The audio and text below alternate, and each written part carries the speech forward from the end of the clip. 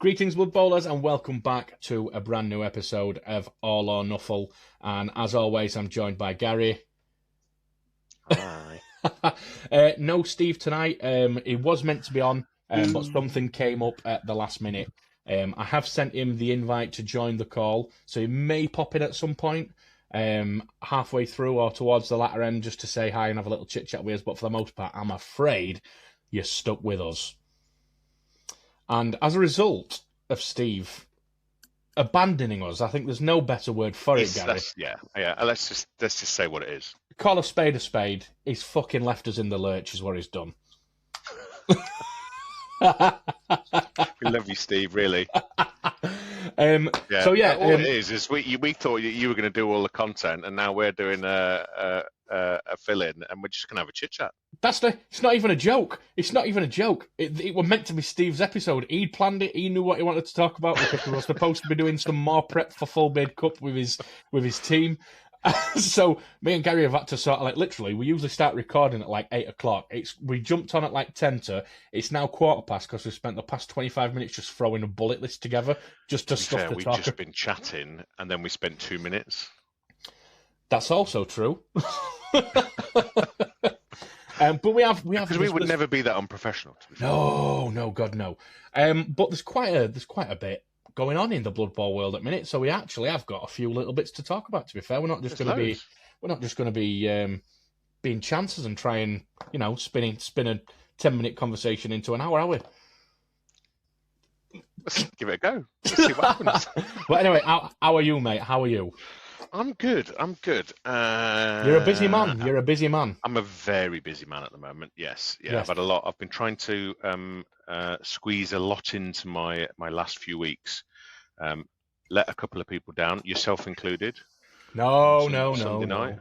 But just trying to do too much at the moment, but it's good. It's busy in a good way. It's not stressful busy. Yeah, it works all right. Playing a bit of Blood Bowl, maybe not enough, and I've looked under a different rug as well over the last week, which we can touch on if you want. We'll have a little chat about it. Do you know what? I've been playing quite a bit more. To be fair, I played 3 games of sevens, not last weekend before, and I've got 2 games of 11s booked in on Saturday, all of which are kind of culminating into one big ball of practice for the Full Bid Cup. Nice. But I don't know why. I don't know. It might just be the way that my brain frames it. But sevens never really feels like a sufficient practice for an 11s tournament. Ooh. Yeah, it is a different game, isn't it? It is a different game. Like we played. At the very least, you learn about the team, and you learn to memorize the stats, who's got what skill, how far they can move, what they're good at, what they're not good at, things like that. But I suppose you can't really practice tactics for a team in sevens that you're planning to play 11s with. But maybe you can to a certain degree, but definitely not all the way. Yeah, and especially when you pick a team that isn't on BB3. Yeah, absolutely. You don't have somewhere to do it. Yeah, either. No, absolutely. But yeah, I'm playing quite a bit more. In fact, do you know what? I have 2 games scheduled on Friday and 2 on Saturday. Actually, I lied. Right. Busy man. The man in demand. They call me, Gary. You are the man in demand. I've just had a really, really, really crazy idea. I'm going to write it down, right? And then if we have time at the end, we can talk about it. This is one of those it's one of those things they do on YouTube videos. Brilliant idea. It's one of those things that they do in YouTube videos, make sure you stay till the end to see so and so. It wasn't planned, and it's just so they get the. It's just so they get the. I know. You know what I'm like, right? I come up with these crazy ideas. 9 out of 10 of them are stupid. But occasionally, to be fair, Gary, I think there has only been 2 or 3 occasions where you've started a message to me with silly idea time, and I've had to reply saying, yeah, that's fucking ridiculous, Gary, grow up. Cool. I've got it written down. I think this might be it might be a little tangent that we might be able to go off on that I've been thinking about quite a lot recently, and kill this some is the time, cherry on the top of it. Because we're just not prepared. Oh no, we've got an agenda. It's just if we get ahead of ourselves, and we need to fill some time in. Yeah, absolutely. So I think, to be fair, a good place to start, Gary, is very, very, at the time of recording, is extremely new news. There is a new Nurgle star player. Yeah. Guffle Pussmore is his name. And you're going to want me to join in this conversation, aren't you? I prefer not to talk to myself. Okay. So Why? I'm going to nod a lot. Are you scared that I'm going to ask for your opinion? Yeah. Don't play Nuffle. Played against Nuffle. Sorry, Nurgle. Don't play Nurgle. We play against Nuffle in every game we play. All the time. Uphill with the handbrake on. Yeah. So Nurgle I know very little about. And to be fair, star players it's not something I do a lot of. Well, to be fair, we're not too indifferent in that respect, to be fair, because Nurgle are a team that I've played very few games with, maybe half a dozen on Blood Bowl 3, and maybe less or so actually on tabletop. So am I right in saying that the Nurgle team, so I've done a bit of research, and as everybody who listens to this thing knows, I'm very, very wet behind the ears still when it comes to Blood Bowl. But as far as I know, I think Nurgle are a bad team to start off with in a league, because if they're not skilled up, they're pretty awful. When they get above, tournament sort of level roster points budget, so when they get up to sort of 1,700, that's when they're pretty amazing. I mean, so I'm led to believe they're a really developed. They're a really strong team. Yeah, I mean, to be fair, think if we're being honest with ourselves, Gary, there aren't many teams that would be crap past 1,700 team value. But I think in comparison, I think I've read a few articles that have said that Nurgle, actually, they are better than the sum of the parts, as it were. When you get up to that, everybody else is moving, and they sort of come from last place and sprint through. Yeah, no, they are really one of good. The top teams. They are really good. I like to say, I've not played them myself to that level, but I know people who have, and they swear by high TV Nurgle teams. Right. I think the difficulty that a lot of people have, if we, do you know what? Let's go on a Nurgle tangent. Let's go for it. Let's bring up the rules. Nurgle tangent. I think the issue that people have with Nurgle is I don't even know how to word it. They're very much one of those teams that lack an identity, is the way I would describe them. I mean, even with being able to take 4 strength 4 players, you would tend to think, oh, these guys are bashy. You can take 4 bloaters at strength 4 and a rot spawn at strength 5. You would tend to think they were bashy. And they are. They can definitely get some removals. But they're not. Again, this might just be the way I've played them. I've never like been able to do like a pitch clear with them like you can do with the likes of Orcs and things like that. And then same breath, you're not going to really be doing any passing. Your fastest player's movement 6, and things like that. They've got no very apparent sense of direction in terms of play style when you start out. They're very much one of those teams that you, as you say, as you develop them when you get into late league and stuff, you very much point the play style in whatever direction you want. Give everybody Mighty Blow if you want to be more bashy. Maybe you can take 4 Pestigors, so maybe you turn some of them into blitzers, cage divers, ball carriers. You are responsible as the coach to give them an identity, which is what it feels like. And I'm sure there might be a Nurgle coach out there who's played like 300 games with Nurgle who just think, God, this Baz has not got an absolute clue what he's on about. But that's, outside looking in, somebody who doesn't play a great deal of them, that's kind of how I feel about them. And I think that might be what puts a lot of people off. I tell you what draws a lot of people to Nurgle. I tell you what draws a lot of people. I know exactly what you're going to say, because this is what I was going to say. The minis. The minis are gorgeous. They're fantastic. And the paint jobs that I've seen on them, not that I'm a big fan of painting, but the paint jobs, they're inspired. Like the ooze and the gunge that comes out of their you can stomachs have so much fun with that them. sort of stuff. So I think the models are beautiful.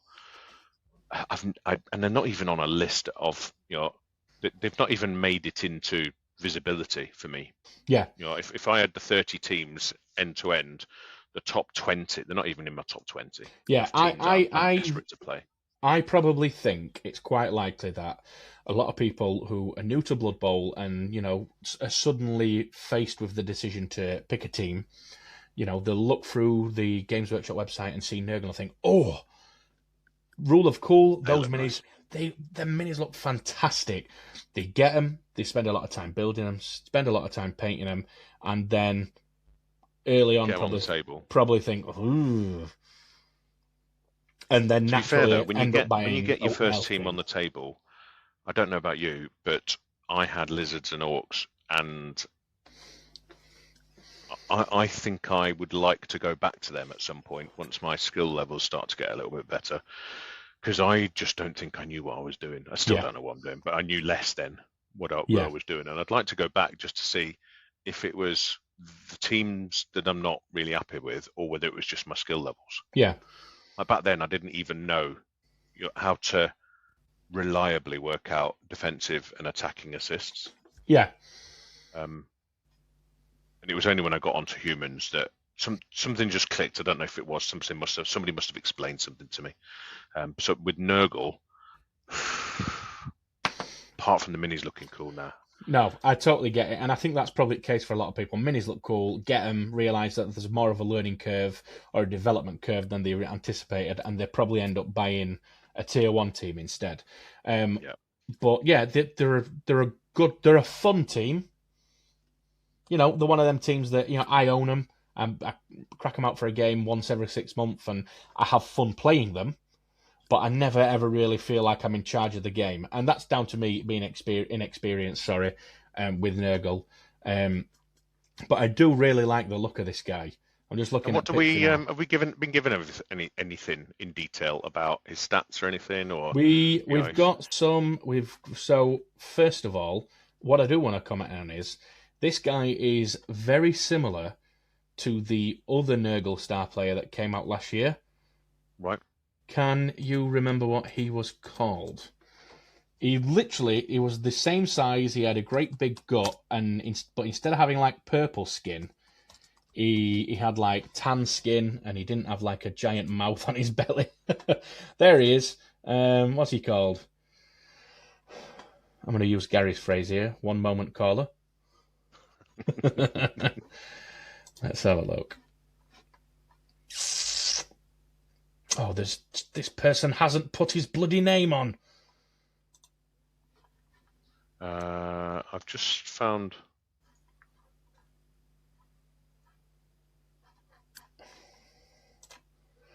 No, I can't bloody find him anywhere. Guffle Pussman.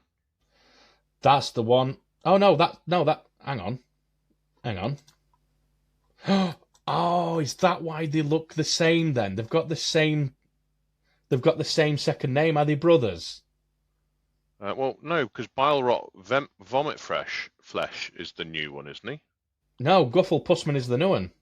Right, okay. So Guffle Pussman's the new one with the mouth in his belly. That's right. Right, I'm looking at the wrong star player here, mate. It's not like me at all, is it? What were the other one called? Bile Rot Vomit Flesh. That's him. So he looks like a slightly more normal.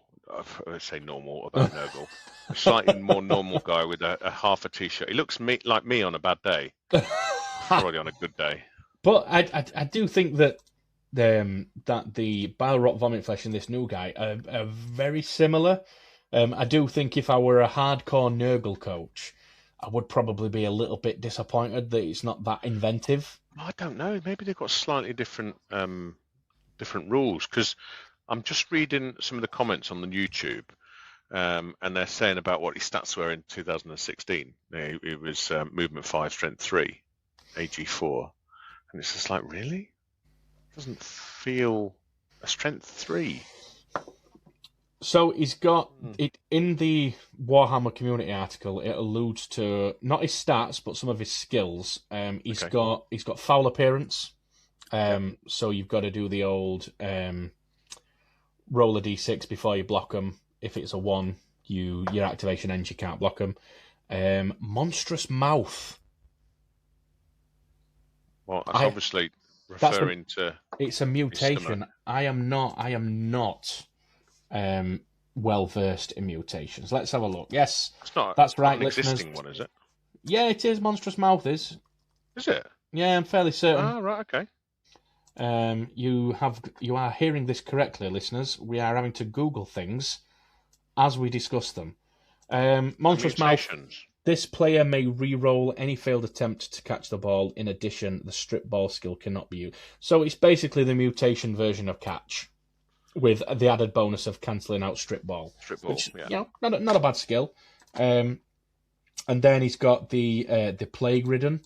The plague ridden is the it's a trait, isn't it? Yeah, that's their version of. Is that their version of regeneration? Once per game, if the opposition player with a strength characteristic of 4 or less that does not have decay, regeneration or stunty traits, suffers a casualty result of 15 or 16 dead as a result of a block action performed by the foul action committed by the player with this trait. Bloody hell, how many words is there in this explanation? Needs to be a full stop somewhere. Trait that belongs to your team, and if that player cannot be saved by an apothecary, you may choose to use this trait. Oh, right. So it's like a built-in if you apothecary. Do, the player does not die, and they have instead been infected with the virulent plague. Oh, right. Okay. If your team has a favoured of Nurgle special rule, a new Rotter lineman player drawn from your Nurgle roster can be placed immediately into your reserves box. Oh, right. Okay. Fair enough. And then he's got his own special ability called Quick Bite, which is new. And it's once per game. If Guffle is marking an opposing player who catches the ball, he may immediately make an unmodified armor roll and subsequently injury roll if necessary against that player. If the target's armor is broken, Guffle immediately gains possession of the ball and no turnover is caused as a result of this special rule. So he basically hits them and then steals ball off them without having to roll to pick it up. Pretty good. Once per game. Again, I'm not a Nurgle coach, and by extension, I'm not even a star player coach. I very rarely use them. But if you are a Nurgle coach, or well, for that matter, pretty much anybody who can tech him, it might not be just Nurgle that can tech him. To be fair, I know that they share some star players with other teams. I think you might be pleased with that. By all means, as I say, if you are an experienced Nurgle coach and you like the look of this guy, leave a little comment. Let us know what you like about him. Because one thing you won't like about him is his 180k price tag. That's pretty pricey. That's pretty pricey. Right, okay. Oh, and if you wanted one more reason not to bother buying him, he will be available in Forge World resin.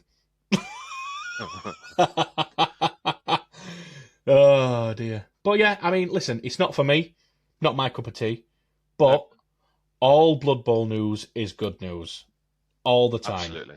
It means that Games Workshop have got Blood Bowl partially in the limelight. It's going to continue to get supported. It's nice. That's it. It's nice to see that it's not being forgotten about. Which, whether you like them or not, it's always good. It's good. Like I say, you perfectly encapsulate that with all Blood Bowl news is good news. And I tell you what, we could do, if you want, Gary, because something else has happened. Something else has happened in the Blood Bowl world since we last spoke. And people have been able to get their dirty hands on the Chaos Dwarf team. Oh, of course. Yes, they've been released. Indeed. Yes. Indeed. Along with a myriad of new star players as well, specifically for those guys. And extra stuffs. Oh, always the stuffs. Always the stuffs. Like the stuffs. People have got dice, haven't they? I've seen dice going for stupid money already with the old scalpers. Yep. always the dice. Nobody cares about the pictures. It's the dice that people tend to get robbed on. So, just have you had a chance to have a look at the rules or the roster for Chaos Dwarves? Have you had a chance? I had a little bit of a look. Chaos Dwarves were actually on my not my primary list, but they were on my secondary list of things that once I've gone through, they're a thing. They're not anymore. I've taken them off because of the new roster. Have you really? Yeah. I think what is it? Nerfed slightly. All right, okay. I wasn't interested in them before, and my interest in them has not been modified by this new roster. That's not to say that that's because it's bad. Again, if you are a Chaos Dwarf coach, you might see these changes and think, brilliant, fantastic, but I'm a little bit indifferent. I do like the look. I like that Games Workshop were willing to completely change the way that the Iron Hard skin skill worked game wide, not just for this team, game wide, to make it fit for this team. Because originally Iron Hard skin was a mutation that only cancelled out claws, but now it stops all armor rolls against that player being modified in any way. So that applies. I do think that applies to fouls as well, which is really interesting. Basically cancels out sneaky git. Yep. So I think that's a good change, not just for this team, but for the game. I do like it when when you think about it, there's a lot of skills and a lot of mutations that they sort of just end up sinking to the bottom where very few people use them. So every now and again, I like it when they can kind of mix things up by making one of these ones that sit down here really interesting and more people use it. It makes your games more diverse. New things come up. It helps you learn as a player to play against them, or it's always a good thing when they're willing to mix things up.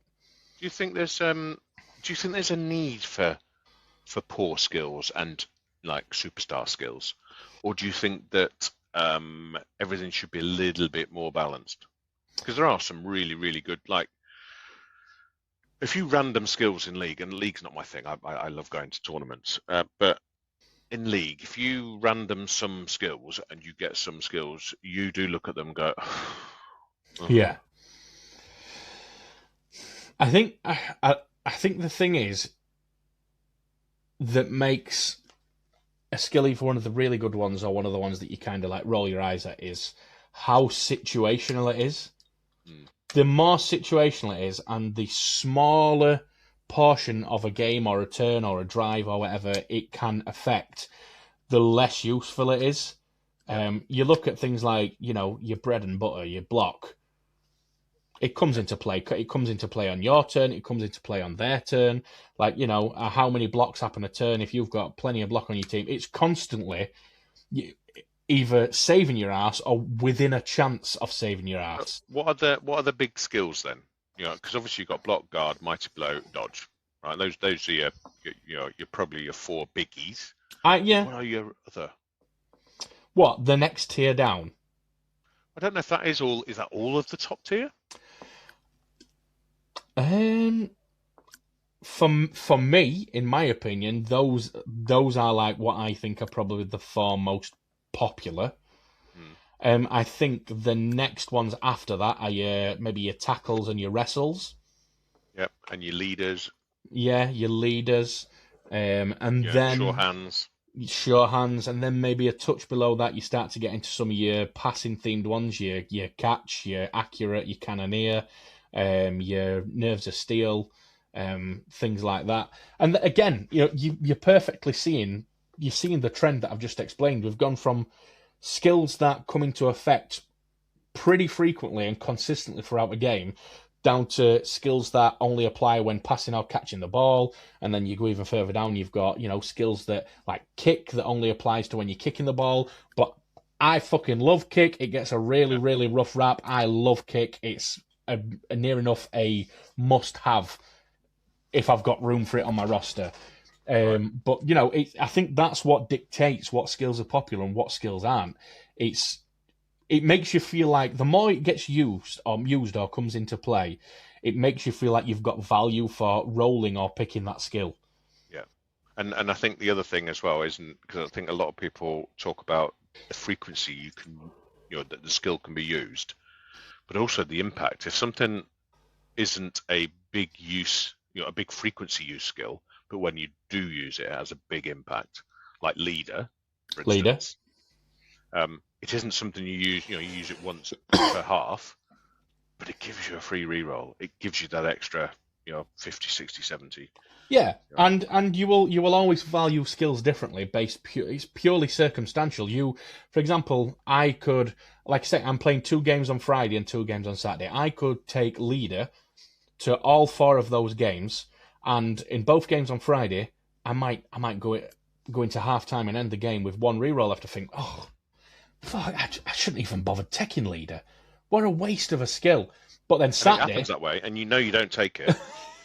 You've run out of rerolls on the first 2 games. But on Saturday, I could end up burning through my rerolls and, scoring off the back of it and thinking, Jesus, thank God I got leader. It's really weird, and there's a shit ton of psychology behind why some skills are popular as well. Like you say, the old thing of, if I take it, I'm going to wish that I didn't take it, and the reverse. It's the same sort of psychology of, oh my God, these dice have been terrible. Let me change colours. What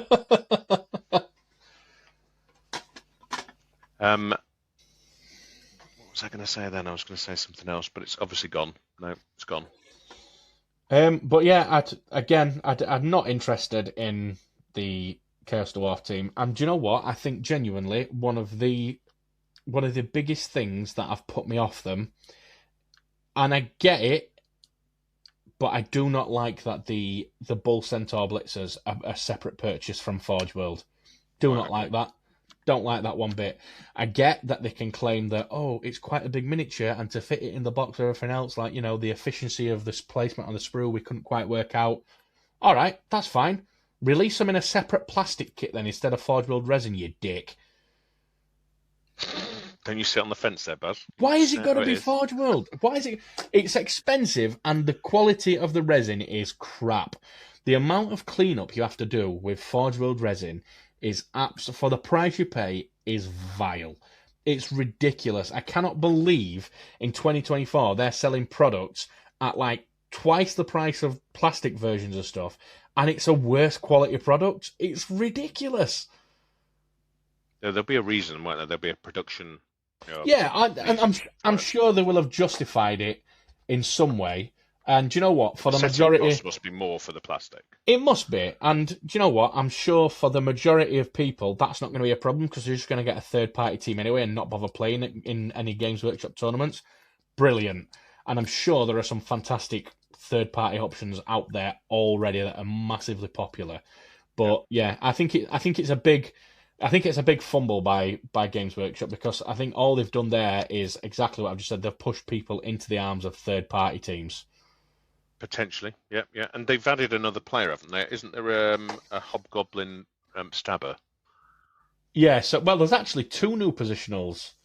Right. So you get the Hobgoblin Sneaky Stabber, which is akin to a Dark Elf Assassin, only slightly more rubbish. And you got the Chaos Dwarf Flamesmith, which is... I don't actually know what its Breathe Fire ability does. Here we go. Let's make use of Google again. Yeah, the Breathe and fire. I think there's a lot of these skills or traits I just never even come well across. This one is brand new. It was created specifically for them. Was it? Yeah. Why I've never seen it. Once per activation, instead of performing a block action, either on its own as part of Blitz, this player makes a Breathe Fire special action. They may choose one standing opposition player they are marking and roll a d6, applying a -1 modifier if the target has a strength of 5 or higher.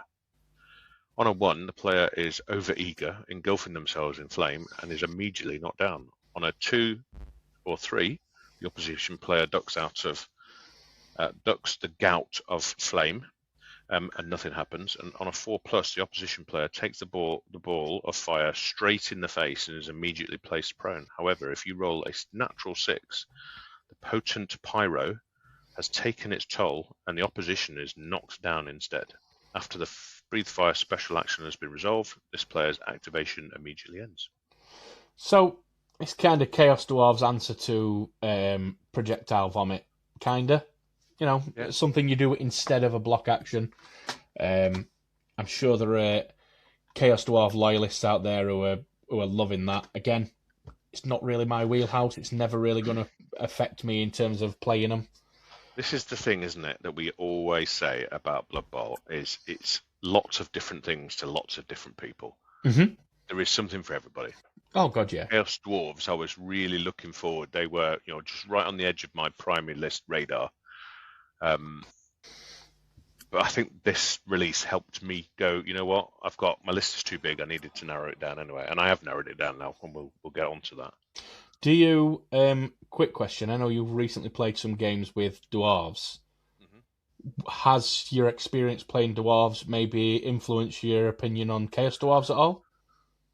No. I don't. Sure, because they're kind of like, they are different similar, sides of the same coin. Yeah. I think they are similar, but I think Chaos Dwarves. The reason why I was interested in Chaos Dwarves is they had a lot more variability around, a lot more things going on. Right. I'm not saying never, but I've done my dwarves. I've tried my dwarves, and yeah, they're a bit one-dimensional. Yeah. And do you know what? And I like them. But I'm not sure I could be a dwarf.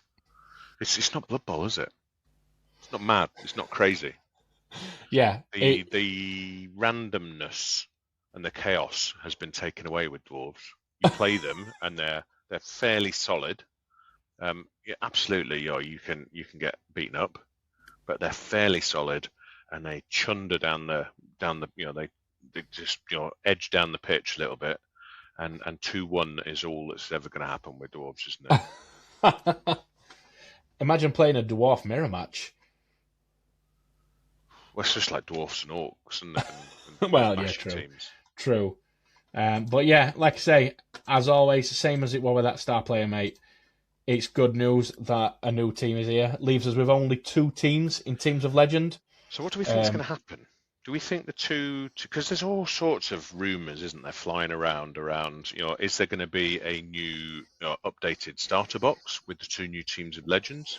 And then a lot of people saying, well, are they the best 2 teams for beginners, to be buying? And what, what's your audience? Is your audience beginners? And is it going to be priced, to be a full set with a pitch and 2 lots of dice and 2 teams and a few stars and referee and whatever? Is it going to be priced as a bundle that's cheaper than just buying all of those things? A lot cheaper than buying all those things individually. Yeah. So is it going to appeal to seasoned people who don't have those teams? Well, is it going to be another new team? I think they may potentially follow a formula now of, because you got to realise that when they create completely new teams, it's a bit of a stab in the dark. Like, they could create something and everybody hate it. They didn't with gnomes. A lot of people are absolutely loving them. Like, and some minis that you see, like especially in third-party market, are really, really good.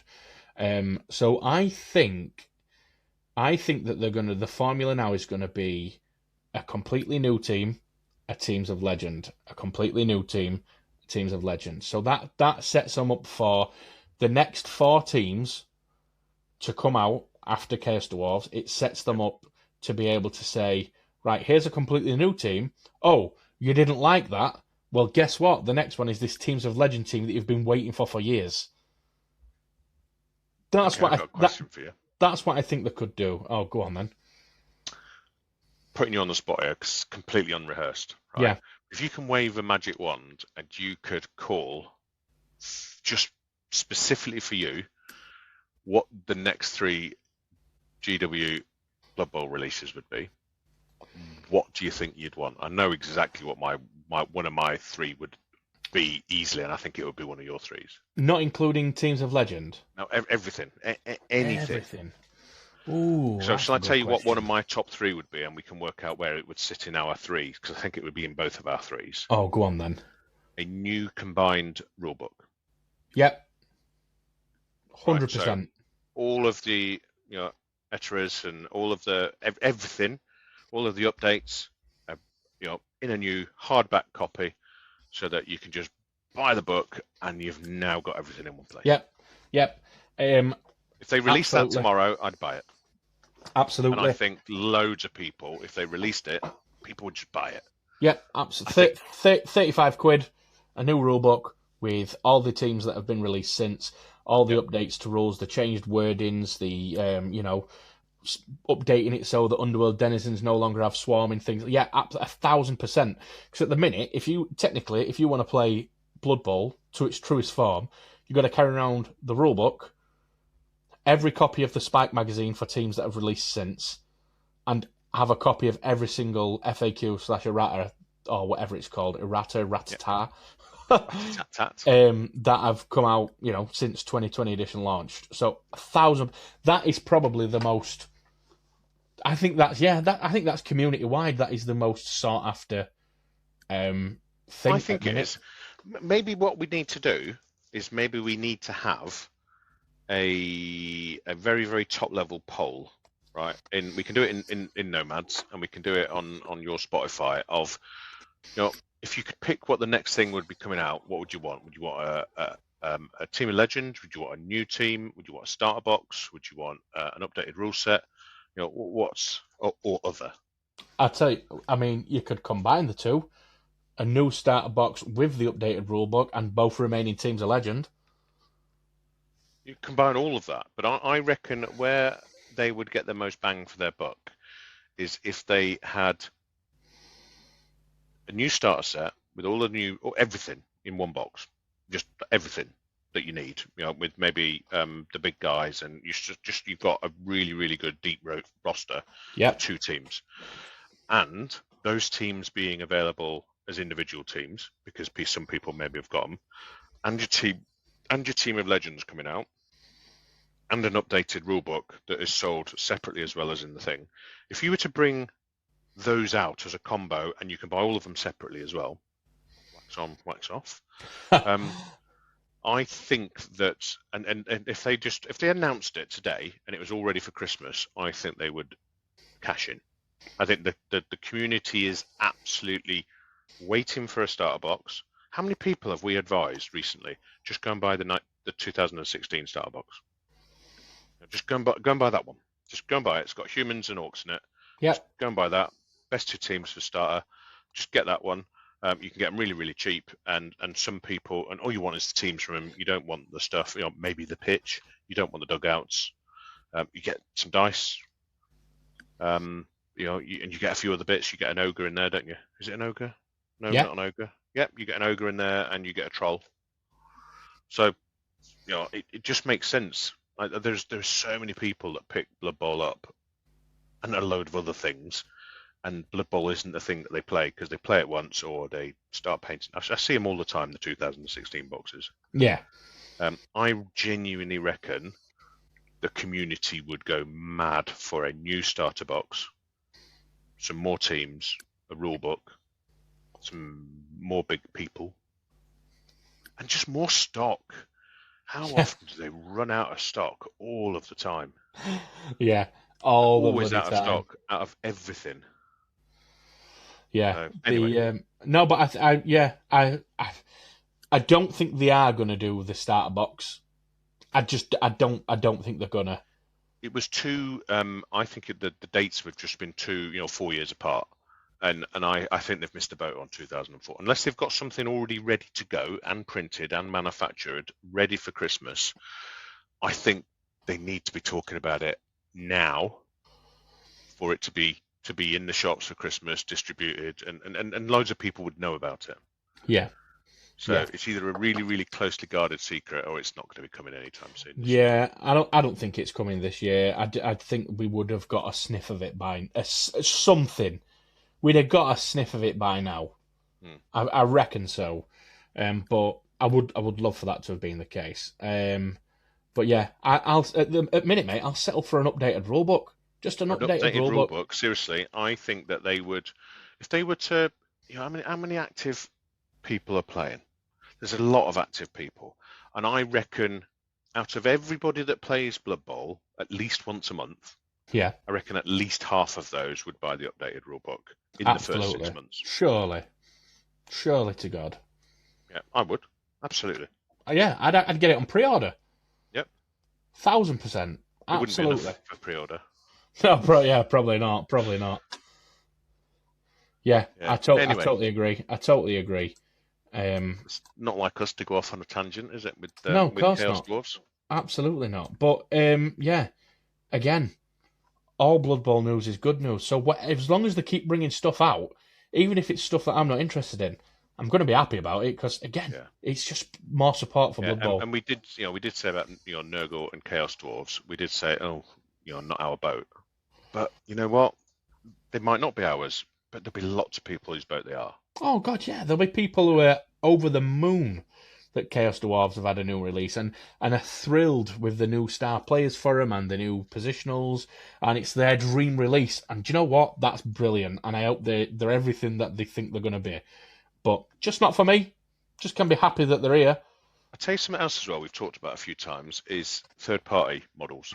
Yes. And I've got a 3D printer, and I've got a whole bunch of third-party models, but there is nothing like the GW models. They are really, really nice models. Yeah. A lot of them. Really, really nice. They're nice to work on. They've got loads of detail. And I sort of, every time I say I'm going to get a third-party team, and I go into a Warhammer World hosted tournament, and you've got to bring a Warhammer team, a proper Games Workshop team. I always think, it's a real bind. But when I get that GW team in front of me and I start painting it, I really like them. Yeah. I really like them. No, I get that. I think I don't think I own some third-party teams, but I've never painted any up and played them. No. I think all my teams are Games Workshop, to be fair. Right. Yeah, and it's a big market, isn't it? And how many comedy proxy teams are coming out? There's so many comedy teams. Yeah. And I know we've talked about this before, but I really don't want to sit opposite somebody who's playing a team of blooming trash cans that said, this is a Norse team. It's like, it's great. And it's great for a casual game, right? I get it, right? But if I was sitting at the NAF Championships next year, because we got tickets. We did. If I was sitting at the NAF Championships next year, and I was playing against, trash bins as Norse, I would not be very happy. And it would probably be a bit off-putting. But there you go. Yeah, I think. Well, let's not go off on proxy teams again because no, let's not do that. We actually got a little bit of a telling off, didn't we, on a YouTube comment from the guy who were like, "Oh, you guys sound like old men shouting at clouds." To be fair, we're not the worst, right? Because we got a mate of ours who he calls it Nuffle's hammer. He says that you put them in front of me and you'll get Nuffle's hammer, or they'll get Nuffle's hammer. Yeah, I'm all for it from an artistic standpoint because some of them look great. They look fun. Some of them look brilliant. And if I was gonna, why do I not like them? Why do I not like them? So I'm not into the lore, right? So I'm not a big, I'm not a 40k or an Age of Sigmar guy at all in the slightest.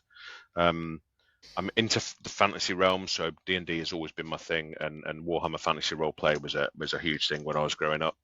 I like the lore, and I don't mind a few comedy. Like I looked at the Ewok team, and I was like, I love Star Wars, and it'd be really, really hard, but it's just too much of a crossover. It's like this is an American football game, and you're playing American football and you're kicking the shit out of each other. I'd feel guilty for kicking the shit. Well, I wouldn't feel guilty for kicking the shit out of Ewoks, but you know what I mean? It's like you're taking a bit of the game away from me. Yeah, you start to lose like the immersion and the identity of the game, don't you? It's not big for me, but it is just part of it. Yeah, I get that. And again, there are Some of the people out minis there. as well that some people put on the table are just so beautiful. I mean, they are works of art. 100%, really good to look at, to play against. They're a fucking nightmare. Honest to God, the amount of times I've had to double check and said to somebody, so these guys, they're both green, but they're different positionals. Yeah, well, you see, that one's got a toenail painted red, so that's a blitzer. I'm like, oh yeah, fucking brilliant. Couldn't make this shit up, could you? No. Anyway, let's move on before we start to incite a riot, and the angry mob sits in the comments section telling us to stop being so grumpy, Gary. Wow. So, shall we have a little bit of a chat about nomads? Yeah. So nomads, it's taking off a little bit, isn't it? Mm. Yeah. I don't know if it's it's blown in numbers, but activity-wise, yeah, it's become a real social place to hang out where there are a lot more active people. I think it was just me and you talking to each other with an occasional maybe 3 or 4 other people, but now there seems to be a lot of people off having their own conversations. We don't get that involved in half the conversations anymore. So you're trying to say they don't need us anymore, Gary? Well, I think that's a success, isn't it? Yeah, we haven't, like you say, we haven't blown up members wise. We're still sitting at in or around 90. We did take a little dip because we had to boot a shit ton of bots that were trying to get us to invest in Bitcoin. So we are still only sitting at around 90. But I think the previous boom in members we got before that consisted of a lot of really active members, and when those members are active, it makes people who've been there since earlier on or even day one. It gives them someone to engage with, so they naturally end up bouncing off each other. So it's just been lots of questions as well, isn't there? People ask questions, and there's always, and it's Blood Bowl, isn't it? We've always got opinions about Blood Bowl, but there's always people that have got really, really helpful and non-patronising ways of explaining what their view is. So this is just my view. This is what I like about Blood Bowl. But you might like that, and you might like this, and I just love the community. Is just a really, really, just a decent bunch of lads. Yeah, and there's loads of them in there.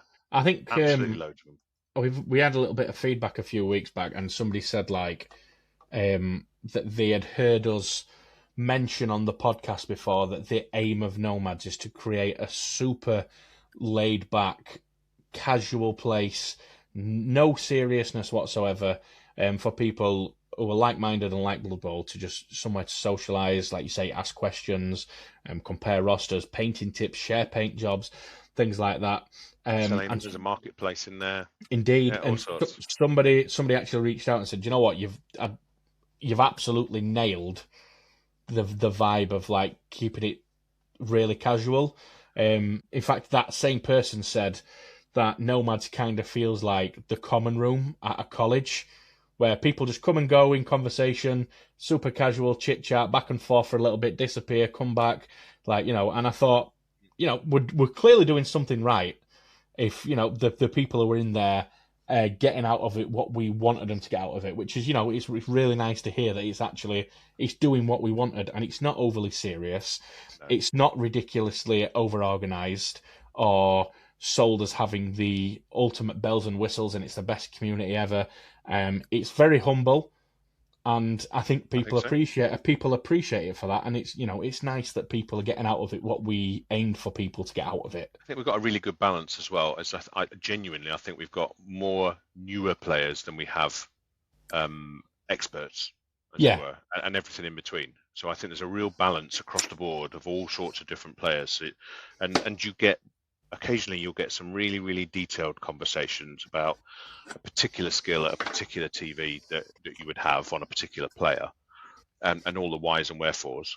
And then sometimes you get, I'm going to my first roster, going to my first tournament, and I don't even know what team to take, but I've decided on this because a friend's lending it to me. What roster do I take? And a nice chat happens about it.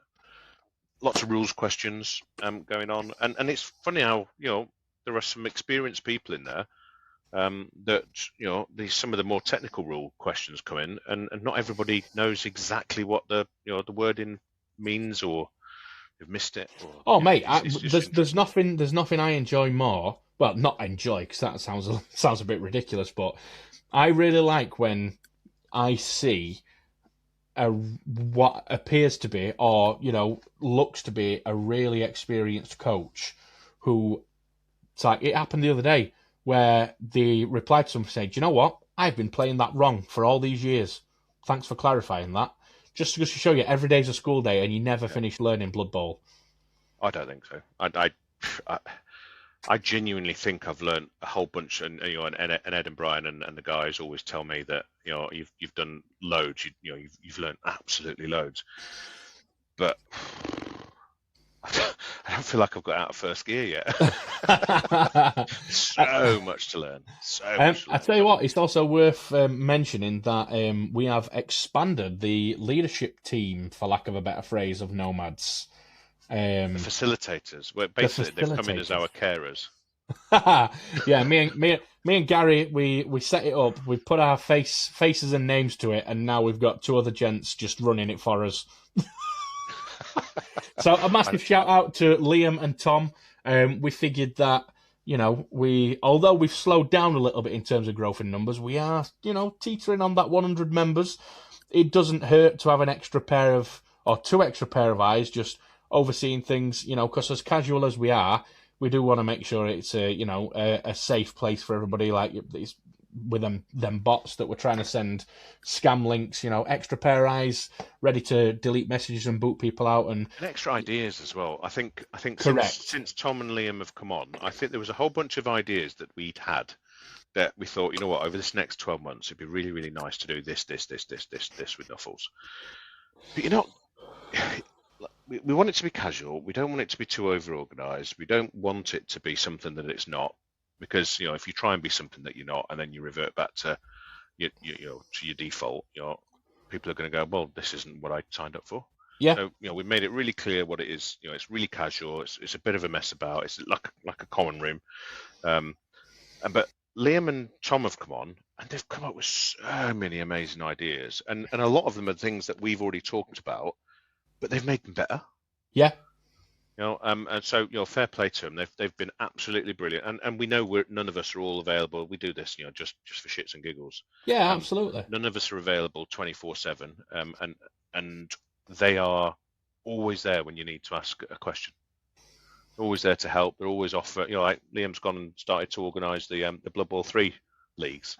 Indeed, and it's been that popular that he's going to have to do two divisions. Yep. And again. It's casual. It's messing about.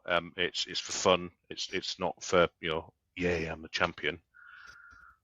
And there may be some prizes, possibly. Maybe. We shall see. Maybe. So yeah, I mean, if anybody, Liam's not got round to doing the draw for league yet. So if you are a long-time listener to All or Nuffle and you are yet to join the Nomads, first of all, why? Some people have said that they don't want to because it's a WhatsApp group. They don't want to put their mobile number in that, and that's absolutely fine. That's absolutely totally understood. We don't want to go down the route of privacy, big Discord server, do we? And all of that. Your privacy with your mobile number is one of the most justifiable reasons not to join. Totally get it. Like you say, Discord feels a little bit more serious than WhatsApp. I feel like. Although it's what the WhatsApp community thing has, the different channels and stuff that you can get on Discord, it still kind of just feels like a group chat that you've just added your mates to, which works perfectly with the vibe. But yeah, if anybody, as I say, who has been a long-time listener, who's not yet joined Nomads, but you do fancy playing some Blood Bowl 3 and you're struggling to find a league, Liam, one of his admins, is starting he's going to do the draw very soon, so you might quite soon after this episode goes, you might want to join Nomads, ask for myself, Gary, or Liam, or even Tom, just about how you get signed up and you get your name in before Liam does the draw. As I say, it's already at 2 divisions, so if we get some more, you might even have to split it into 3. You never know. But yeah, again, that's. I don't think we ever planned on doing a Blood Bowl 3 league, did we, Gary? It was more so, all it took were a couple of conversations in Nomads, and one or two people's mentioned, oh, what about a Nomads league? And before you know it, 2 or 3 more people are saying it. And end of the day, it's all about supply and demand, isn't it? If people want it, we're more than happy to facilitate. That's the whole point about it, because I think there's a few other things I think we're going to talk about as well. But it's not our. When we talked about this originally, when you talked about this to me and you set it up, I genuinely like the vibe that you were pitching. That it's just chilled, it's relaxed, there's no expectations, you come and go as you please, that sort of. But there was something that you said that really, really resonated with me at the time, and it was, I don't do this for me, I'm doing it so that other people have got it, and I'm part of that as well. So I am sort of doing it for me, but I'm doing it for everybody as a group. Yeah. And we talked about your money and finances. I think you talked about one of the groups that you set up in the past that had gone really, really, really well. And you're like, I don't even mind putting my own money in and it being an expense sometimes for me, because I get enjoyment out of just having a group of like-minded individuals together, chewing the fat and having a laugh. Yeah, I'll tell you what, I've just, for anybody listening, I'll apply a little bit of context to what Gary just said. So back in 2022, summer 2022, in my local area, I live in West Yorkshire in the north of England. In my specific area, there wasn't much going on in regards to tabletop games. You had to travel like 40 minutes to closest city or town, to regularly get games. Or so we thought. There were nobody in our area that played games. So I started a local community called Seskew Dice Demons. The word Seskew is the 3 villages that make up our local community: South Empsall, South Kirby, and Upton. Seskew. Seskew Dice Demons. Just to meet one Saturday a month, low commitment, 1 day a month. Play all sorts of games: 40k, Age of Sigmar, Blood Bowl, Magic the Gathering. The amount of games is absolutely crazy. Started off in a back room in our local shop where we could not get more than 10 people in. The Facebook group is now quickly approaching 200 members, and we've moved to a much bigger venue that can hold well over 40 people, and we are not too far off of meeting capacity every month that we meet up. I did recently, about 2 months ago, I stepped down I was chairman. We had the whole official setup, a treasurer, chairman, chair members and all that business, like a real, committee sort of structure. I stepped down at the beginning of June, end of May, purely because it was just too much for me. It was growing at quite a rapid rate. Work is incredibly busy. I've got a young family. Something had to give. So I handed that over to my good friend Todd, who's now running it, and it's absolutely thriving. And I still attend regularly as a member now. I'm attending on Saturday. That's why my 2 games. It must actually be quite nice, mustn't it? It's fantastic. And you actually get to enjoy it rather than. Oh yeah, and do you know what? And I won't even mince my words. The best part is not having to be there an hour early to set up. I think maybe I've got a bit of a knack, Gary, for setting up communities than just leaving and then running away. I do. So we went from thinking that there were about 4 of us that were friends in our local area that play tabletop games to having nearly 200 members in the Facebook group and close to 40 people one Saturday a month meeting up and, all playing each other and things like that. And again, it's just, I definitely didn't do it for me, because 9 times out of 10 at minute, I'm looking for Blood Bowl tournaments to attend that just end up happening to be on the same dates as the meetups for Dice Demons. So all that work that I put into setting it up, that's now for nearly 200 people to benefit from, and that's perfect. I'm very much a man of the people, is what I'm trying to say, Gary. Man of the people. And the thing is it's not that. like to say, it's not that you don't do it. You don't do it for any reward. You don't do it for a title. You don't do it to be able to say. You do it because you get something out of the organising of doing it, and there's no financial reward or anything like Not at that. all. And often I've always been into volunteering and doing a whole bunch of stuff, but organising and setting up stuff. Brian says it really well. Is that all of us? Sorry, in any group there are organisers.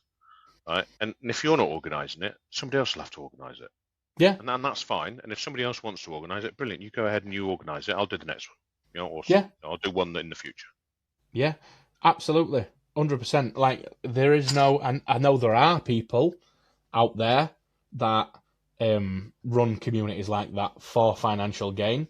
And you know what? If the members of that community are aware of that and are okay with it, then that's fine as well. Fair enough. A service, yeah, it's absolutely fair enough. A service, I mean, with Dice Demons, we charge players £4 per person for a full 8-hour gaming session. Play as many games as you want. If you want to play smaller games, you could play 4 games of Blood Bowl 7s, whatever. You pay £4. 8 hours. That's brilliant. Yeah, you pay £4 and you can do whatever you want in that time frame, whatever game. After we got past the point where we had paid off all our gaming mats as terrain, all the equipment that we needed, we still continued to charge people because there's the overhead price of the place that we're using, but then we had surplus.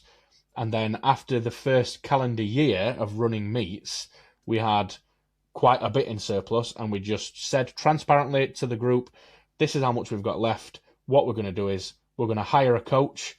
People can get on it for free. We're going to use the money that you guys have paid in over the past year, and we're going to organise a coach trip for the community to Warhammer World and go and play games at Warhammer World for a day instead of meeting up one Saturday like we usually would. Fantastic. And people absolutely... Is it a full coach? There were very few seats left. There were some, but very few. And people absolutely loved it. And I think that, well, it leads us on to speaking about Nomads, because we've actually developed a little bit of a kitty for the Nomads. We have, haven't we? We have. Me and you, have repeatedly talked about Nomad swag and Nuffle. Yep. All or Nuffle swag. And I don't know if you remember, but it was that chap who had the all or Nuffle dice on eBay. Mm-hmm. I was like, I want some all or Nuffle dice. And you were like, they're not mine. I said, what do you mean they're not yours? I said, well, they're not mine. He's taken my logo and he's gone and bloody put these cheap Chinese printed things on there. Yeah. I was like, well, I still bloody want them. And I actually won them. I went and ordered loads of his dice, and I won them. So I do have the first ever unofficial all or Nuffle dice. But so how that came about is I messaged the guy, and I wasn't like militant. I was just like, yo, I'm not sure if you're aware, but those dice that you're selling on eBay, they've actually got my podcast logo on. I'm totally fine. Like, I'm not here to kick off. I just wanted to let you know. And he was really apologetic. He just said, "Oh my God, I'm really sorry. I just saw the logo. And just liked it. Yeah, and just really liked it. And I get my own custom dice printed from time to time, and I just popped it on there. And he was like, you can have a set if you want. I'm like, no, it's totally fine. We've squashed it. It were a mistake or an accident. Perfectly happy for you to continue as you are. And then you went on and bought them. It's absolutely brilliant. But that got us to talking about swag, didn't it? Until we want Nuffles, and then we started looking at prices and we started costing things up. And some stuff, unless you're doing a big run of it, some stuff is really expensive. Yeah. I really, really like the metal enameled coins. Really like them. But if you're buying 10 of them, the best part of a £5 each. Yeah. And it's like, and you've got to get at least 10, haven't you? In anything that you're getting printed off these days. And I suppose if you're running a tournament and you're getting block dice, and there's 3 block dice or 2d6s, and you're doing that for 50 people, then you've got a nice 150 run of the dice, and it costs in. But if you've not got a tournament, or you're running a community that isn't for profit or anything like that we are, then how do you go about starting to go, you know what, we need to step into getting a little bit of merch, but do it in an affordable way? Yeah, absolutely. That's what we and did, Well, to be fair, I think the next step of that conversation were me and you. We were looking at getting a custom Nomad slam mat just for us. I were going to do an order of 2, and I'm meeting up with you at Full Bake You Cup sent it to me, didn't you? Said, would you like one of these? And I was like, oh, I definitely have one of those. And then you said it was going to be I think it was going to be a 20 centimetre round. And I was like, something we don't like want that. it that big.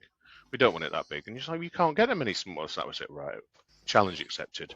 And we both went on and we found, didn't we, that you could get round ones at 10 centimetres with 5mm neoprene with cloth covering printed. Yep. And we were like, well, what's the minimum order? 10.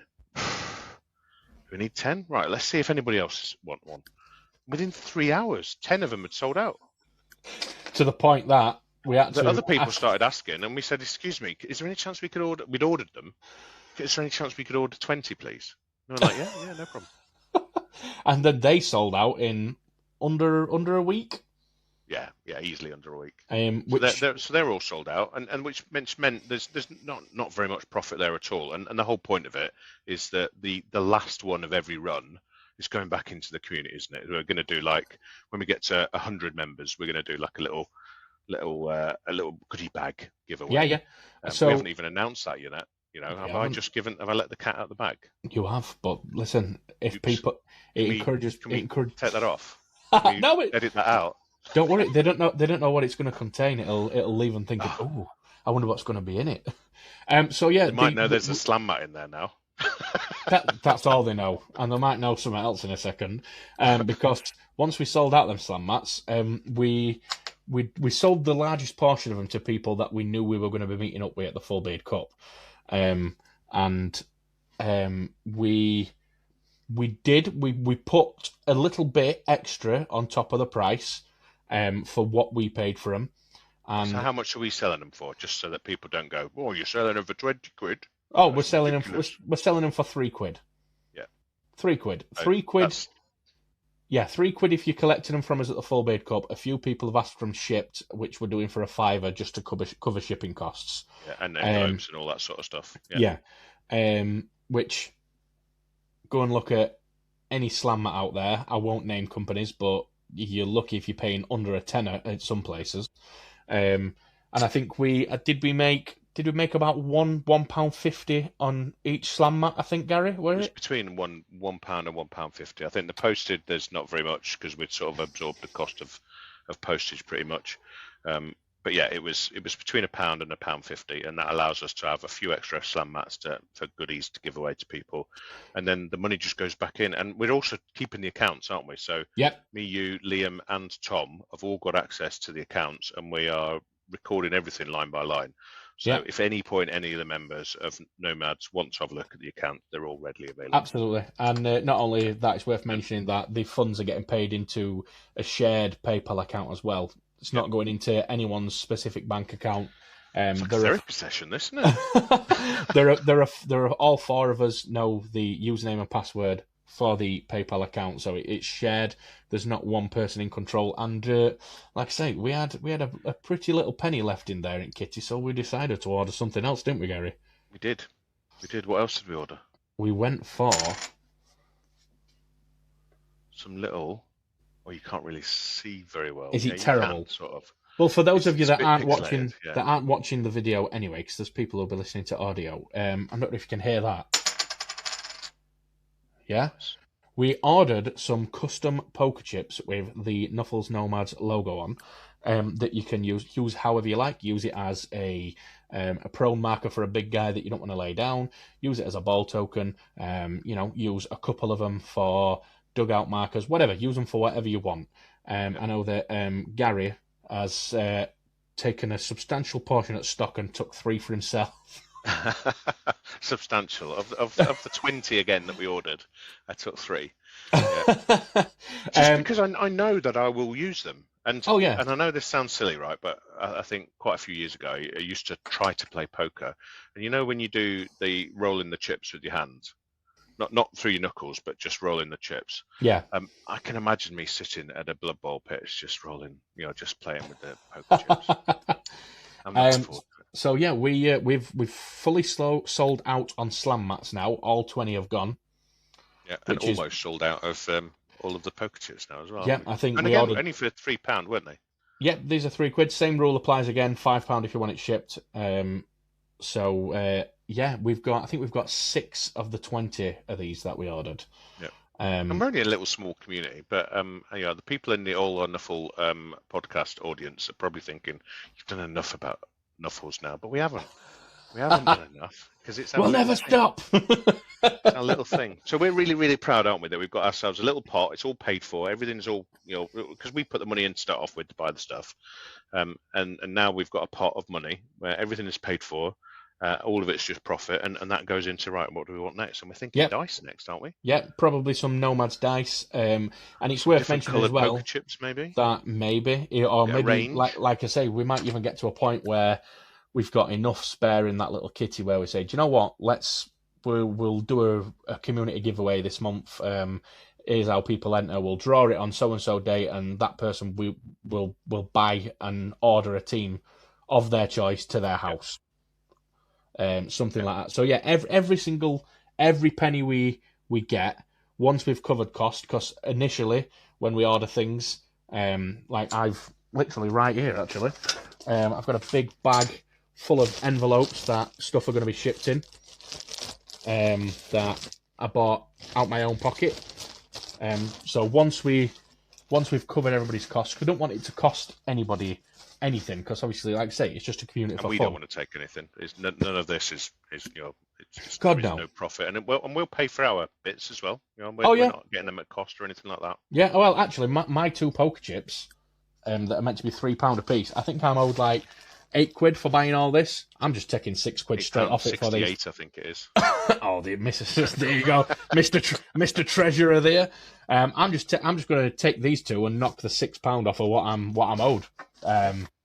So yeah, we're all about financial transparency. We're quite excited about it, aren't we? We're quite excited that we've got this little community. It's working. We've got a couple of extra people helping us as admins, and we've successfully got a little bit of merch on the go, and looking forward to doing more in the future. And we've even talked about things for next year. Like, do we do a tournament? Do we do a meetup day?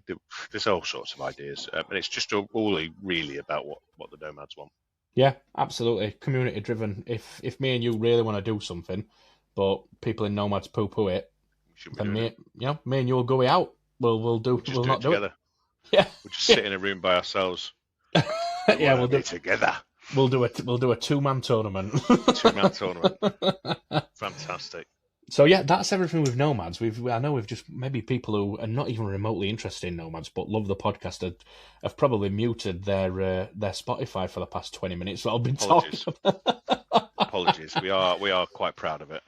How would anybody join going to getting into Nomads if they were interested?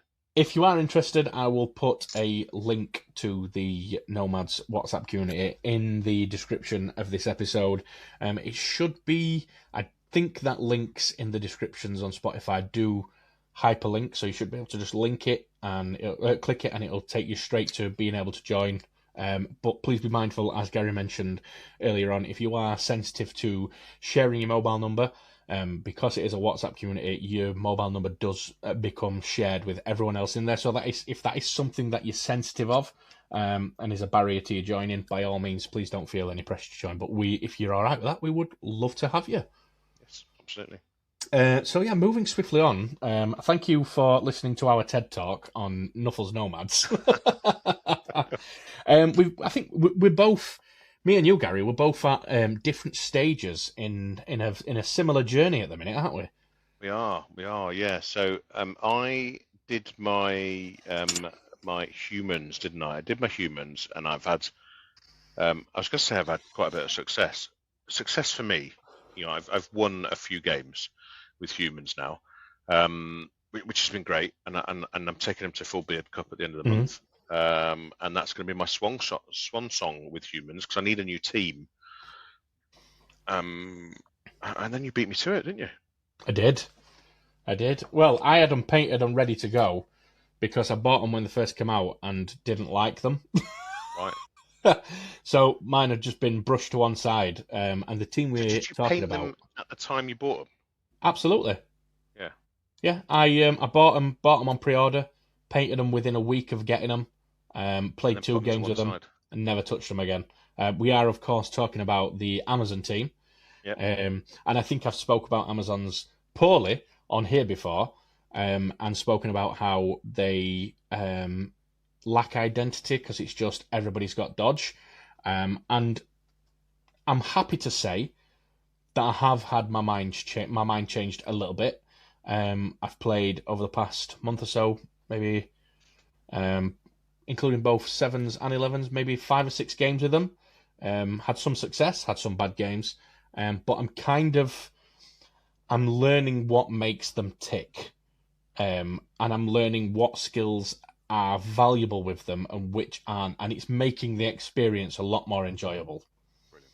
Oh, that's good. Which We talked about Nurgle earlier on, didn't we? And as a team, from a stats point of view, at the time, and we didn't talk about it, but at the time, I filtered on the NAF website for this year, 2024, and Blood Bowl 2020.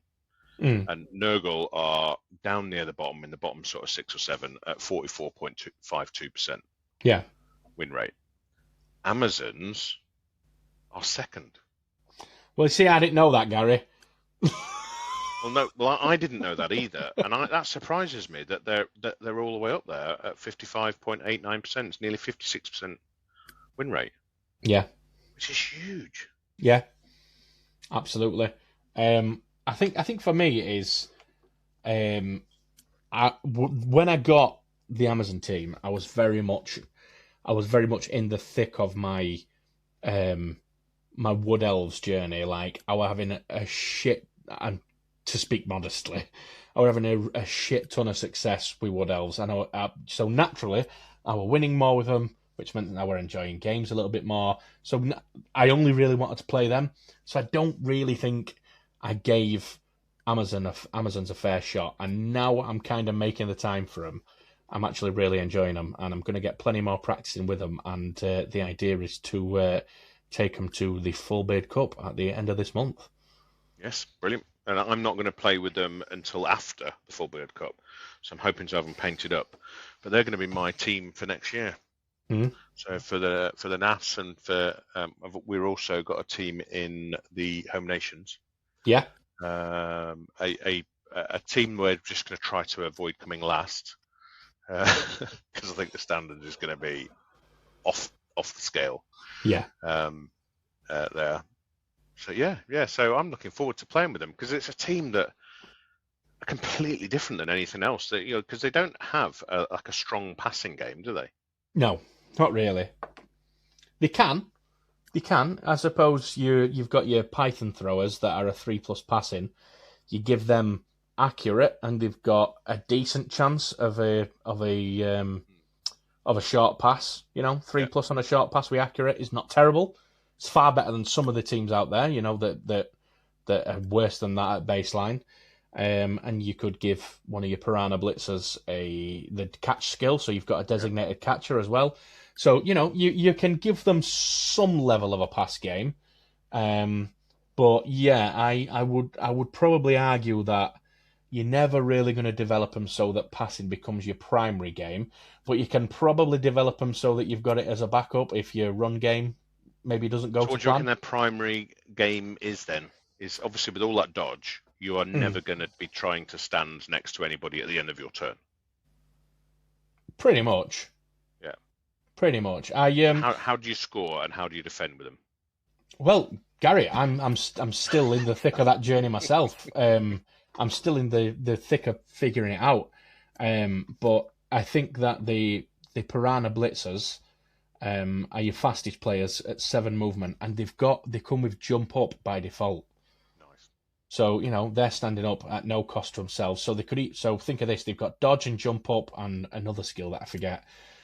So they can stand up next to an opponent player, not lose any movement, and dodge out with a free reroll, and still move 6 extra squares after that.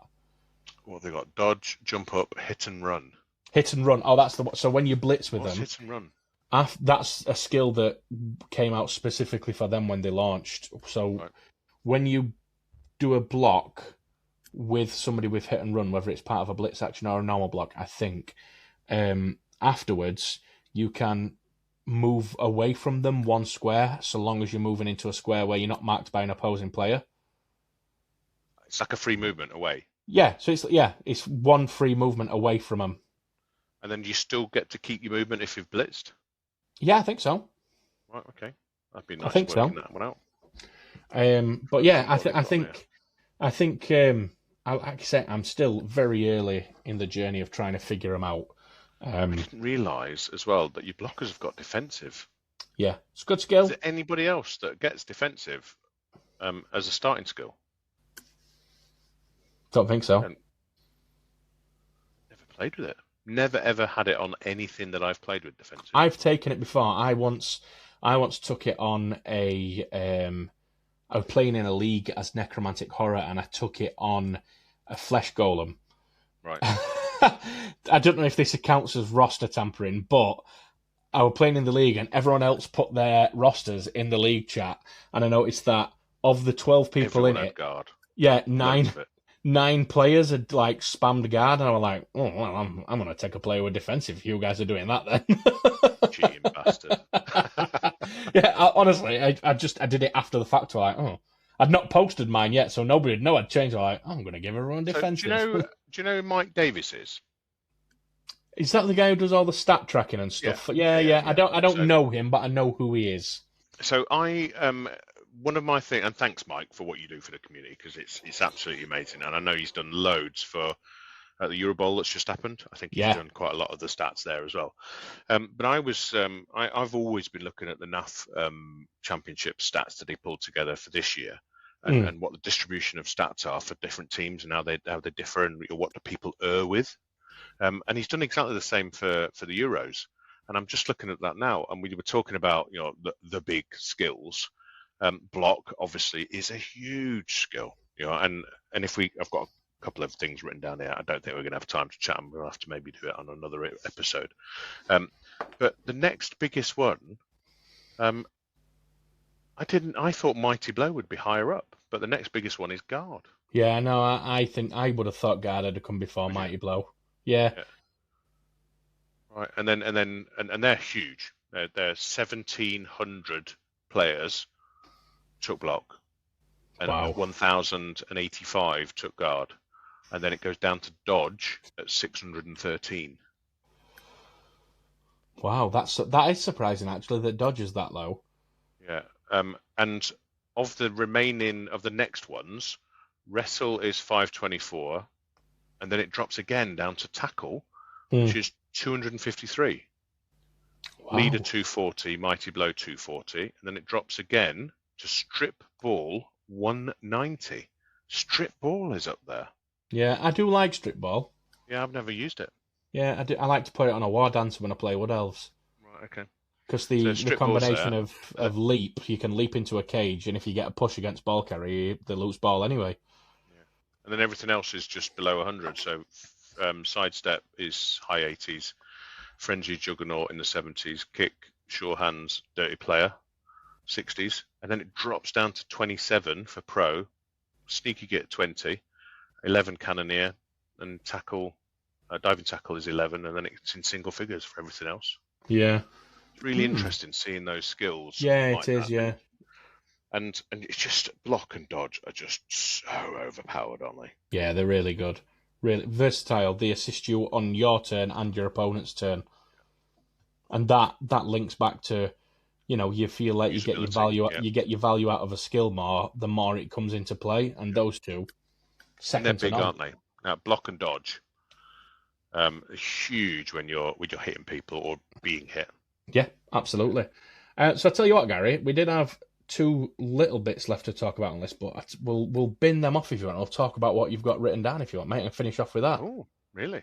Well, yeah. Do I get to know what the other 2 things were, or are we going to keep that secret? We were going to have a little bit of a chat about. We did a little bit then about the prep for Full Beard Cup. Yeah. What teams we were taking. Don't want to tell everybody what we're going to be taking and what skills, do we? Maybe closer to the time we can. Yeah, maybe a little bit closer to time, and we were just going to talk about what we are currently attending in 2025 tournament-wise, and what we would like to, but we can push that to another episode, mate. What have you got written down on your scrap of paper, Gary? I've got 2 things. Oh, well, I thought it was just going to be one. I'm not going to have time for 2, Gary. Well, you can pick.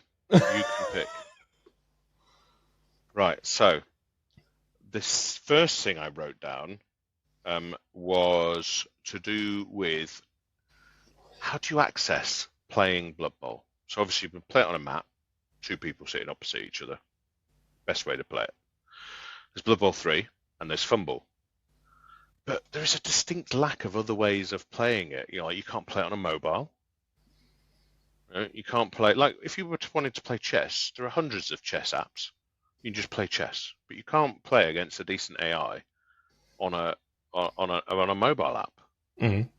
So I was just trying to think about, and I've recently been thinking about it a lot. Is there a market out there, to have you be able to do it? And then we talked about something earlier on, and something fell into my head, so we can talk about this if you fancied. Yeah. Augmented reality, where you set your mobile phone up, right, on your board, right, but you don't have your opponent's players there. They have them on their board with their mobile phone, augmented reality, and you have the 2 phones connected over Tinterweb with their players that you can see on your phone. And you know what? You could make that even better if you linked it up to a VR headset so you could actually see them all on tape. Wow. You know what you need to do? You need to message Elon Musk. He needs to make that one. But that was my silly idea that popped into my head. So we can talk about that if you wanted to. Or what rules would you change? What rules would I change? Oh, I've got right, because there's loads of this going round the community at the moment, because I think people think that there's going to be a new rule set and a new box and a new this and a new that, and you see all these different things, and actually I don't think a lot needs to be changed. And I think everyone agrees there's not lots needs to be changed. I think there's a little bit of rebalancing with skills. A few people talk about passing. But yeah, I don't think there's a lot, but there's there is some. Yeah, so what would you change? I think the most popular answer immediately is that wildly inaccurate pass needs removing from game.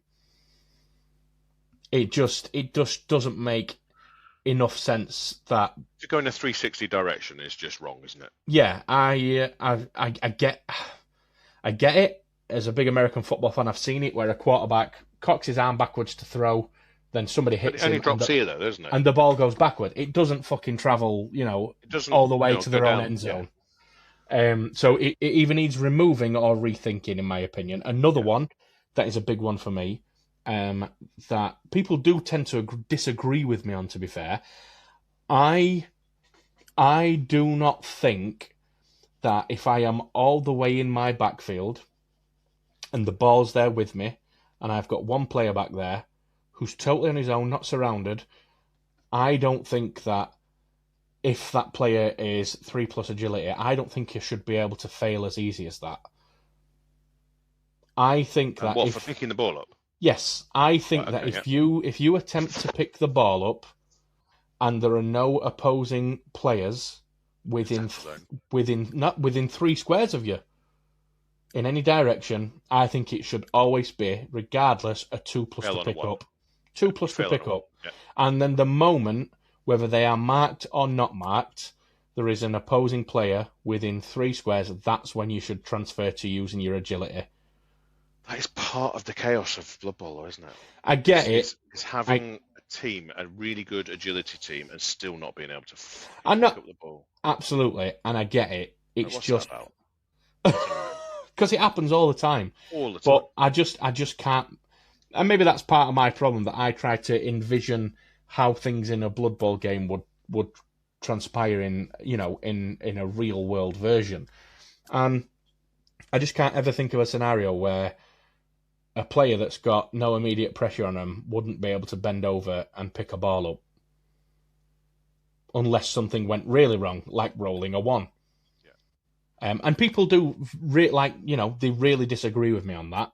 And, maybe I'm thinking too hard the other way and I'm making it too easy to pick up a ball. Maybe it should be whatever your agility is, but you get a +1 modifier if you're not marked, like, by a player within 3 squares. I think it's too easy to fail at picking the ball up when you are in a position that is nothing to make you fail. There's no risk. You're not even in anywhere even remotely precarious. Not even like I say, the presence of a player who can't pick a fucking ball up off the floor. Do you know what I mean?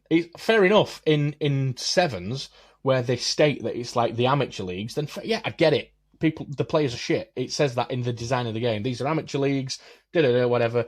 But these are like, professional Blood Bowl players, and you're telling me that he can't pick up the ball when there's nobody near him. Like I said, I think maybe I'm thinking a little bit to make it a bit too easy, but I think there should be some adjustment. So wildly inaccurate, we'd like that to be rewritten or removed. Yeah. To make it more realistic. I think so. We'd love there to be a way of picking the ball up a little bit easier if you're in your backfield, and there's absolutely no reason you should be able to pick it up. One's a failure, we get that as part of the game. Yeah. But it should be a 2+. Yeah. Regardless. I think so. And then, what else would you change? Now, this is a controversial one because people really, really don't seem to like the idea of it when it comes up. But I like the idea of introducing kicks into the game, like the kick through sticks for points. Oh, after a touchdown, you get a conversion. Yeah. I think make a touchdown worth 2 points and you kick for a third. Or you can kick from anywhere on the field. Yeah. Nice. It's a bit of a pipe dream. I think it changes the core mechanics of the game a bit too much, but it's just something that I personally would kind of enjoy. And I think that's just because I'm a big NFL fan, and kicking's a big part of that. What about the multiple rerolls in a turn? Are you wanting to wind that back, or are you happy with? I think it's fine. Spam them, then they spam them. Yeah. I don't get it. I don't get why people are mad about that. If you've got a reroll using happy player you're playing against, it works in your favour. If they want to burn their rerolls by turn 3 at first half, quid's in, rest at game. Or rest at half. And another thing, skills. We just talked a minute ago about block, dodge, guard, wrestle. Some of the big skills. How do you go about rebalancing them? Do you nerf the skills a little bit? Do you make some of them like super skills? I don't think you can. I don't think you do. I don't think you change the top end. I think you change the bottom end. You bring everything else up to meet them rather than knock them down or make them more expensive. Personally, that's a shout. I think that alters the development of teams far too much, and you're going to alienate a large. I think, like you've just read the stats yourself for how popular block were. If you suddenly make block either worse or harder to obtain, it's just going to piss people off. Well, people you've seen. I don't know if this has been a thing beforehand, but I've seen recently a lot more rules packs that have a limitation. You can't on the number of skills, same skills you can take. I don't like that. You don't. I don't like it at all. If it's somebody a bit wants harsh on some teams, like say lizards, you're desperate to have block across your sauruses, aren't you? Yeah, I don't like it. Desperate. I don't like it. I think that spamming one particular skill it's a double-edged sword. You either take that skill 4 or 5 times and it absolutely makes the game for you and you win, or it doesn't play as much of a part as you wanted it to, and you in fact wasted 4 other skills that you could have put on something else. Yeah, I think that the randomness of Blood Bowl, as it is, just inherently, I think that cancels out there being an issue with taking one skill too many times. Personally, I'm sure there are people out there, and if you've got a different opinion, please do let us know in comments. But for me, I never understood limiting. You can only take the same skill twice. I don't get it. What if, for example, what if you're playing Amazons and you've got 6 skills you can take? Your players have already got dodge. Fuck it. I want to spam block. I want all blodgers, but I might fucking fail at picking the ball up all game, so I didn't take sure hands. Yeah, that's a good point. Yeah, I think I personally think that's a silly limitation to put in a rules pack. I do like the idea of improving a lot of the worst skills, like a lot of them. Just bring them up so that they're more appealing. Yeah. And do we think a new skill, like how block works on a both down, Yeah, and dodge works on a defender stumbles? Mm-hmm. Do we think something that would work on, if you roll a push, you get a benefit? I mean, strip ball. If you get a push on ball carrier, they drop the ball. Kinda. Yep. And then you've got your grab. When you push them, you get to choose where they go. Yep. So there are a couple that enhance the push result slightly. I think your only other option is a skill that affects the skull result, but that's way too game changing. Surely that's the. Yeah, you can't have that because of the 1s and 6s. That's what they are. They're holy, aren't they? 1s and 6s. They've got to do what they do. I suppose. What about a skill that affects push? You could. I don't know. You could call it. I don't know what you could call the skill, but what about instead of pushing on one square in the direction that you push them two? Maybe only players strength 4 or higher can take it as well. Yeah, mighty push. Mighty push. Big shove. I'll tell you something else as well that I'm not a fan of. I don't really like playing League. I love tournament. And I think the reason I love tournament is because A, you get skilled up, and secondly, it's resurrection. So if you're shit in the game, or you're shit in every game like I am, you get to come back and start again, afresh. Yeah. League is you are absolutely exposed, and it's a double whammy because you start with 1,000 as well, and I hate that. Well, I don't mind starting with 1,000, but at least give me some skills to start with. Yeah. At least let me have 2 random jokers at the beginning where I can maybe pick a player, a bit like you do with 7s when you win a game in 7s and you get skilled up. You can maybe do that at the start of a season. I just find it really hard to start at 1,000. I do that. I do that when I run a league. Do you? Yeah, I do. I call it pre-season training. Yeah. And based on your tier, you get a certain amount of SPP to spend. I think that's a brilliant idea. I'd love to see that more often. Yeah, I'm very much against the idea of starting at 1,000 or 1 million team value and 0 skills in a league. It's just it's boring. It makes your first couple of games boring. And even more so if those first couple of games you suffer serious injuries and don't earn much SPP. Not only there's a big difference as well, isn't there, between if somebody beats you 3-0, right? The development. If somebody wins the first 2 games 3-0.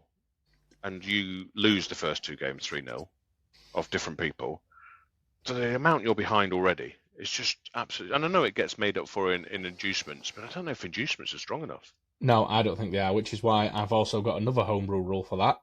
Okay. When I run a league, every player that took the field at some point, so if they stayed in the sub box for the entire game, they don't apply. They have to have taken the field at some point. They get 1 SPP, participation SPP. I love that. I think that's a brilliant idea. And your MVP gets that as well as their MVP bonus as well. Absolutely. Everyone gets that. Yeah. It means you've got more SPP in the league. Yeah. So spent. In theory, if you have 3 levels things up a little bit. If you have 3 terrible games to start with, you suffer a shit ton of injuries. You don't, score any touchdowns. You don't inflict any casualties. You don't do any. You only had 11 players. You've got 11 SPP instantly. Yeah. Yeah, and then after your second game, 22. After your third game, 33. And every single one of them players then could roll a random if you wanted. Yeah. By game 3. Yeah. Provided they haven't been killed. Well, if your luck's really not in, then maybe not. Yeah, my first league season, I didn't enjoy myself at all. I don't know. I think it was just because I was learning. Yeah, and not only that, but I think that if you're with a league team as well, especially if you're playing in a big league, if you pick a team and you end up not liking them, you're fucking stuck with them. Which, you know... And that's great if you're wanting to give a team a run. So Ed, who's one of the guys that I play with on a regular sort of basis, he was at the thing on Sunday down in Bournemouth Pool Way? Can't remember where it was, but that had like Hex Baron and quite a few other people were down there at that. Liam? Did Liam go to that? He Yeah, did. He was 13th in that, wasn't he? Yeah. Yeah. Banjo was in it. And another nomad who's I forgot his name. Apologies, but there were another nomad who said they went.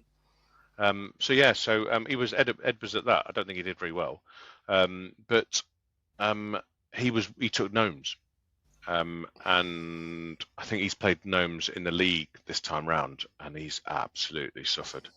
I didn't think he doesn't. I don't think his gnomes think there are any other numbers apart from ones on these dice. Brilliant. He's done awful, like proper awful. But he stuck with gnomes and he went this weekend. I'd be interesting to catch up with him actually to see how he feels he did.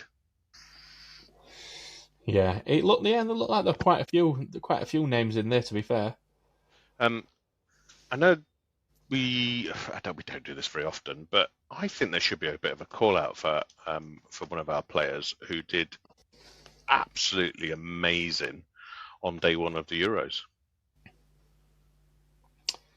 Mr. Pring? Yeah. I can't believe that he was top of the individual list after day one, after 3 wins. And obviously, that puts you in a bit of a shit situation for day 2, which he didn't do too bad either.